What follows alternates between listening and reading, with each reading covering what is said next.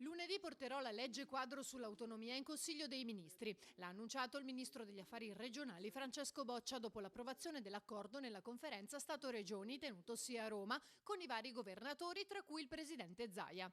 L'intesa potrebbe dunque essere i primi mesi del 2020. Le tempistiche che dà il ministro sono di gennaio-febbraio, quindi all'inizio dell'anno. Penso che sia verosimile che si possa assolutamente firmare un'intesa.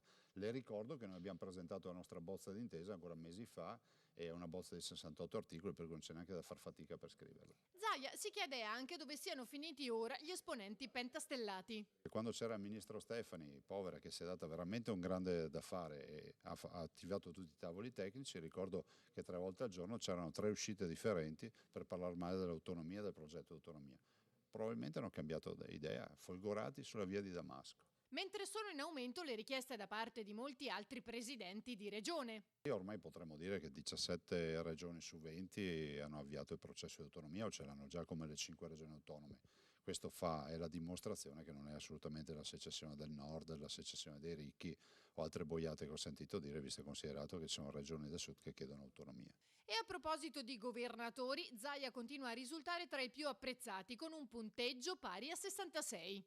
Questo è il successo del lavoro della mia squadra, nel senso che siamo una squadra compatta, un grande giunta, grande consiglio, e i risultati sono sotto gli occhi di tutti. Ringrazio i cittadini e questa, se dà soddisfazione dall'altro, ovviamente ci impone ancora più responsabilità e ben venga, lavoreremo pancia a terra come al solito.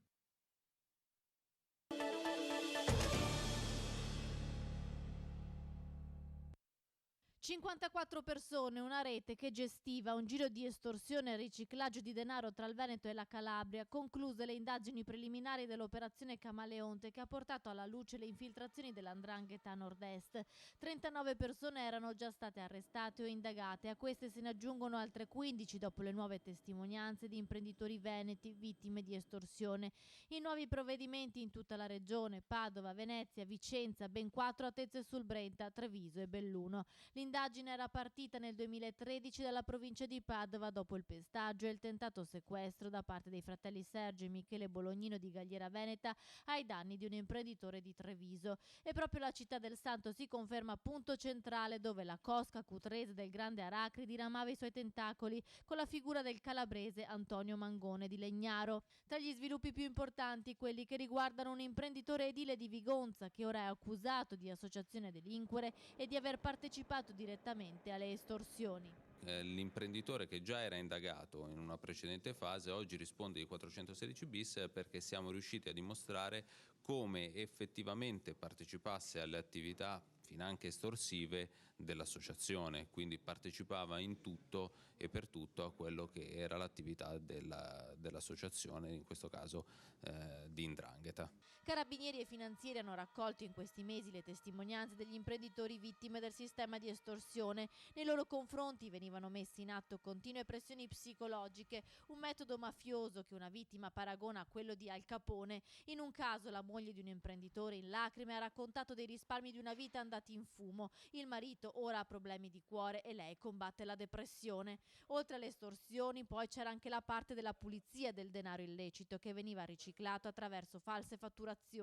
È un'impresa cartiera riconducibile appunto ai soggetti calabresi, emetteva false fatture nei confronti delle imprese locali, quindi c'era il giro di false fatturazioni.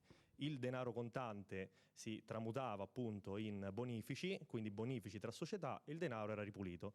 Dopo l'avvio delle indagini dell'operazione Camaleonte, un imprenditore veneto accusato di aver agevolato queste operazioni ha deciso di sanare la propria posizione versando nelle casse dell'erario 5,5 milioni di euro.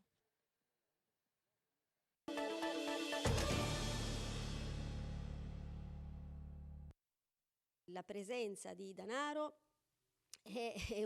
potrebbe essere un'attrattiva, quindi da questo punto di vista non dobbiamo sottovalutare nulla, quindi si lavorerà anche da questo punto di vista con la dovuta cautela e la dovuta attenzione. Sul rischio di infiltrazioni mafiose anche in vista dei mondiali 2021 e delle Olimpiadi del 2026, il nuovo prefetto di Belluno conferma la massima attenzione. Il bellunese, un tempo isola felice, oggi non è indenne dalla criminalità organizzata, come confermato anche dall'indagine Camaleonte contro l''ndrangheta operante in Veneto e che ha toccato anche il territorio provinciale. Il nostro compito è di tutelare la sicurezza dell'economia, perché ovviamente laddove l'economia viene contaminata da infiltrazioni da parte della criminalità organizzata, è logico che significa privare della libertà di economia quel territorio. Un territorio che comunque rimane sano, con un'eccellente qualità della vita, cosa che il nuovo prefetto ha sottolineato in tutte le sue prime uscite pubbliche, in Piazza dei Martiri, l'onore ai caduti, accanto alle autorità civili e militari.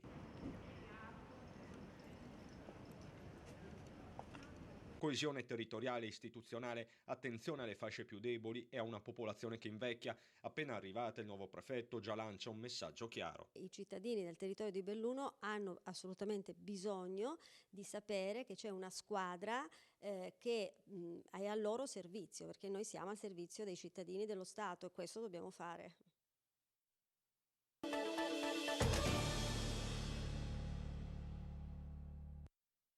Nel web si definiva la sergente maggiore di Hitler una doppia vita, quella di una 48enne impiegata residente nell'Alta Padovana, di giorno al lavoro come segretaria e poi nel tempo libero lo sfogo violento e il fanatismo di estrema destra che prendeva vita grazie alla tastiera del computer.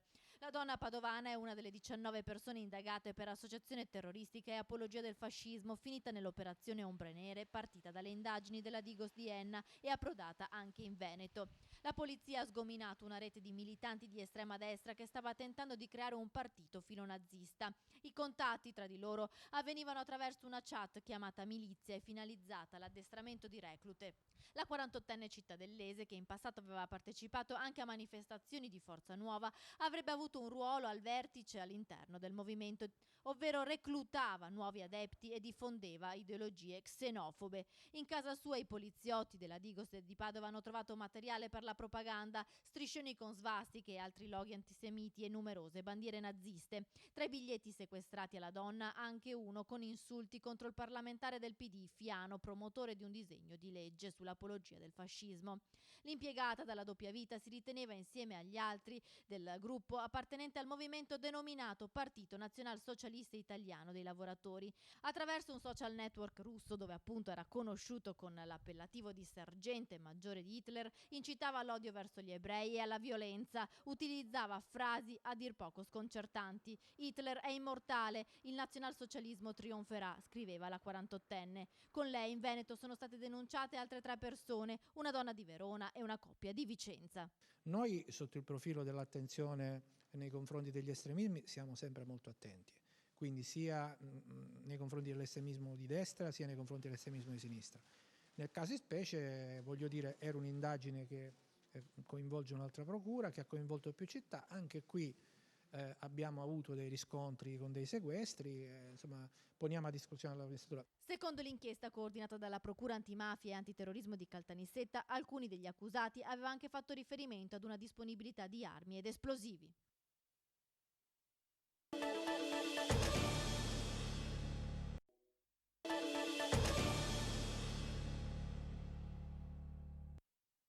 Si è spento all'ospedale di Treviso 2 ore dopo il terribile incidente nel quale era rimasto coinvolto ieri sera a Sant'Anna di Susegana. Profondo cordoglio nella Marca per la morte di Don Dino Milanese, investito da un'auto poco dopo le 19:30 in via Mercatelli davanti alla trattoria Ciao Bei.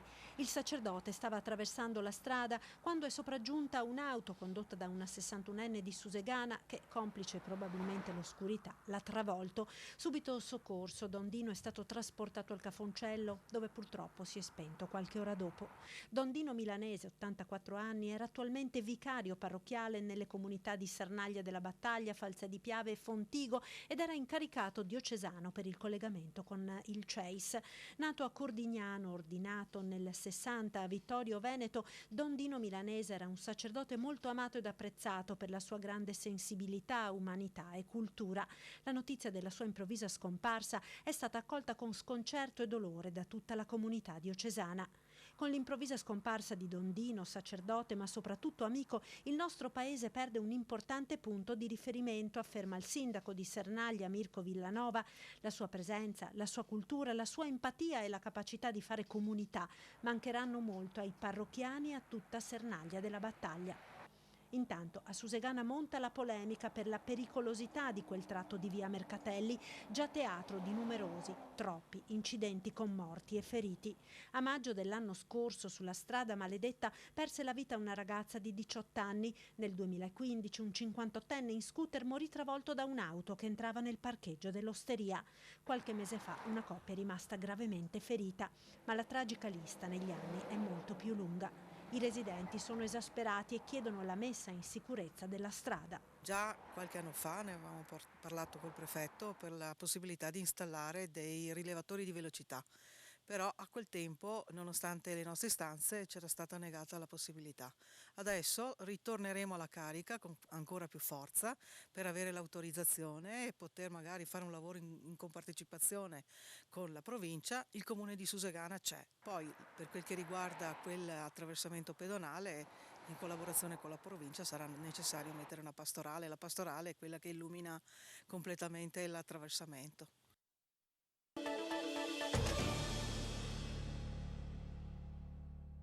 Stavamo guardando un film, io e la mia ragazza, e a un certo punto abbiamo sentito dei rumori provenire dalla parte posteriore della casa e io, tirando un po' le orecchie, sentivo che era come un grattare sui balconi di casa, al che non ci ho pensato 2 secondi, ho preso la mazza.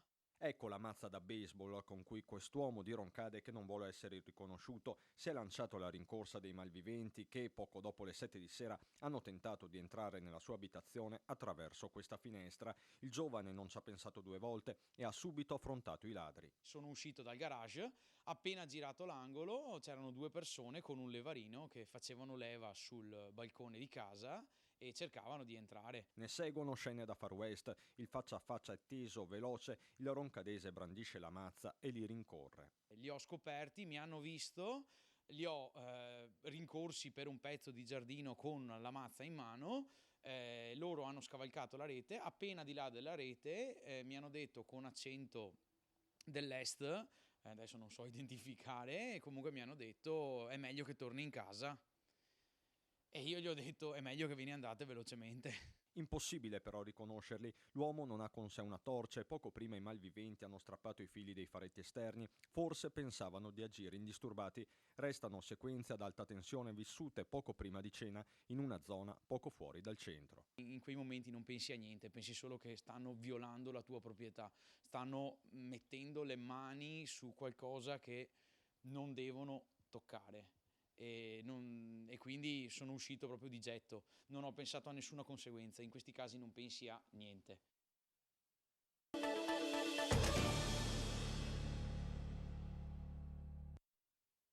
Purtroppo questo è accaduto, la magistratura e le indagini faranno il loro corso, insomma sicuramente è un dolore che la città tutta si porterà dietro.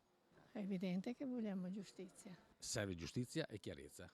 Giustizia e chiarezza di fronte alle notizie che arrivano da Capoverde. Questo chiede chi conosceva Marilena Corrò, per 15 anni titolare del B&B da Meghi di Borgo Cavour, prima di rilevare a Capoverde la piccola pensione del padre Luciano e trovare una fine atroce, prima massacrata di botte, poi gettata in una cisterna. In queste ore una prima parziale ammissione è arrivata dal romagnolo Gianfranco Coppola, il 48enne istruttore di kickboxing, fermato fin da subito dalla polizia capoverdiana. Coppola ha ammesso la colluttazione ma non l'intenzione di voler uccidere la donna, fermato anche un 52enne che sarebbe stato complice nel ripulire la scena del crimine.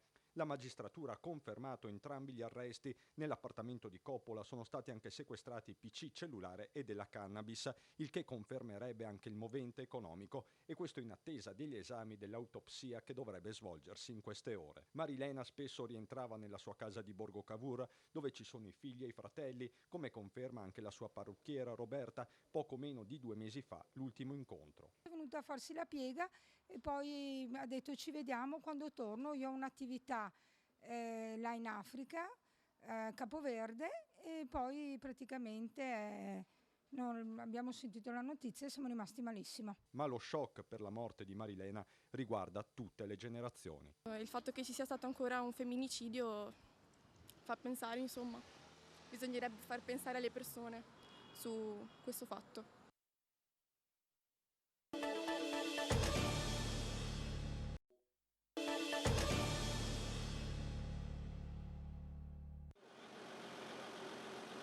Ho fatto in tempo a fermare 2 macchine e poi hanno cominciato a cedere prima vicino qua, si è formata la voragine vicino al guardrail e poi 30 secondi è andato giù l'altro pezzo e poi è andata giù anche l'altro, poi in quel momento si è aperta tutta. C'è stato qualcuno che non voleva fermarsi, che proveniva dall'altra parte, una macchina rossa, spero che mi paghi il pranzo. Ci può scherzare su Pietro Calì sulla voragine che si è aperta in via Pordelio a Cavallino Treporti. Grazie a lui, al suo colpo d'occhio, non ci sono stati feriti. Ha notato della schiuma marrone nel canale, ha scorto il fontanazzo che buttava acqua, ha intuito che qualcosa stava per succedere. Qualche istante e 10 metri di strada lungo la laguna sono stati inghiottiti all'improvviso. Si sente un po' un eroe. No, per niente.